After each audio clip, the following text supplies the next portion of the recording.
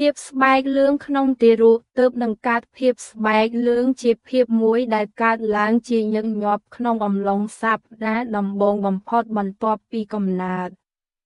វាបានរកឃើញប្រហែល 60% នៅក្នុងទារកដែលកើតគ្រប់ខែនិង 80% នៅក្នុងទារកដែលកើតមិនគ្រប់ខែមូលហេតុចម្បងបណ្ដាលមកពីអាណាចក្រឈាមក្រហមរបស់ទារកមានអាយុកាលខ្លី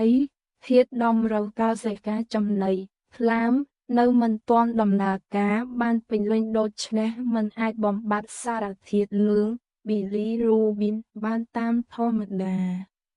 បើស្បែកលឿងនៅតែមិនធ្លាក់ថយចុះគួរតែពិចារណាលើមូលហេតុផ្សេងទៀតដែលអាចជាអានភាពឬភាពខុសប្រក្រតីដូចជា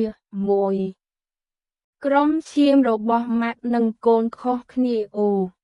ម៉ាក់មានឈាមក្រុមអូប៉ុន្តែកូនមានក្រុម A ឬ B ដែលនាំឲ្យកោសិកាឈាមក្រហមប្រេះបាក់បណ្ដាលឲ្យស្បែកលឿងលឿននិងអាចមានគ្រោះថ្នាក់ទៅដល់ខួរក្បាលភាពលឿងនឹងកើតឡើងក្នុងរយៈពេល1 ទៅ 2 ថ្ងៃដំបូងនិងកម្រិតប៊ីលីរូប៊ីននឹងខ្ពស់ខ្លាំងពីស្បែកលឿងនៅក្នុងទារកដោយសារតែការបំបៅដោះសារធាតុហោមូនខ្លះៗក្នុងទឹកដោះអាចជំរុញឲ្យស្បែកលឿងខ្លាំងឡើងប៉ុន្តែវានឹងពុះស្ថិតិវិញក្នុងរយៈពេល2-3 សប្តាហ៍ឬ1 ខែ 3 អានភាពខ្វះហោមូនថាយរ៉ុយដទារកនឹងមានស្បែកលឿងរួមទាំងរោគសញ្ញានៃការហាមពោះឬទល់លាមកផងដែលបើមិនបានព្យាបាលទាន់ពេលទេវាអាចប៉ះពាល់ដល់ខួរក្បាលផងដែរ 4. បំពង់ទឹកដែលស្ទះជំងឺខាន់លឿងកើតឡើងបន្ទាប់ពីសប្តាហ៍ដំបូងរោគសញ្ញានៃទឹកនោមពណ៌លឿងខ្មៅលាមកស្លេកវាអាចជាសញ្ញានៃការខូចខាតថ្លើមក្នុងករណីខ្លះត្រូវធ្វើរោគវិនិច្ឆ័យមុនអាយុ 3 ខែហើយត្រូវធ្វើការវះកាត់ 5. ភាពប្រេះបាក់នៃកោសិកាឈាមក្រហមខ្វះ G6 PD ឃើញជាញឹកញាប់ក្នុងក្មេងប្រុសប្រហែល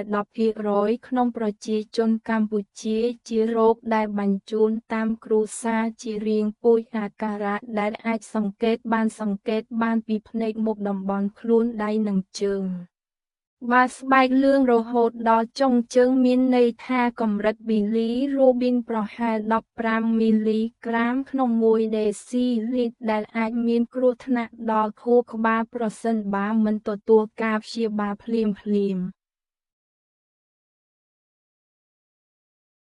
ងូផាំងក៏ดูแลលារក្សាផ្ដល់ទឹកនិងទឹកដោះឲ្យគ្រប់គ្រាន់ដើម្បីជៀសវាងអានភាពខ្វះទឹកព្យាបាលតាមមូលហេតុស្បែកលឿងពីទឹកដោះម្តាយបើខ្លាំងអាចផ្អាកការផ្ដល់ទឹកដោះ 2 ទៅ 3 ថ្ងៃ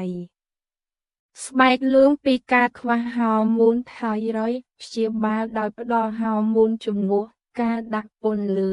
Phototherapy ជាវិធីសាស្ត្រចម្បងដើម្បីកាត់បន្ថយប៊ីលីរូប៊ីនការបូតឈាមប្រើក្នុងករណីបាក់កោសិកាឈាមច្រើនឬមិនឆ្លើយតបនឹងការដាក់ពន្លឺ